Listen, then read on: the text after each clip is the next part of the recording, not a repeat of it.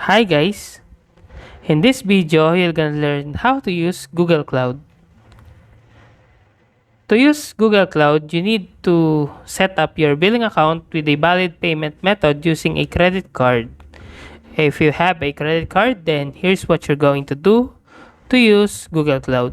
First, sign up for a Google Cloud account. Go to the Google Cloud website and click the Get Started for Free button.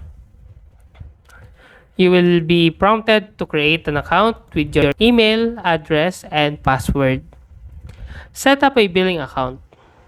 Once you've created your account, you will need to set up a billing account with a valid payment method. To do this, navigate to the billing page and follow the prompts to add your payment method. Choose a project. After setting up your billing account, you will need to create a project. To do that, navigate to the cloud or Google Cloud Console and click the Select a Project at the drop-down menu at the top of the page. Then click New Project and follow the prompts to set up your project. And use Google Cloud Services.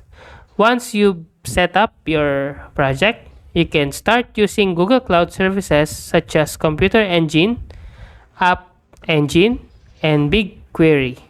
You will be charged for any usage of these services. So be sure to monitor your billing statements and adjust your usage as needed. So that's how to know how to use Google Cloud. If you like this video, please click the subscribe button and click the bell icon to notify you to our next tutorial.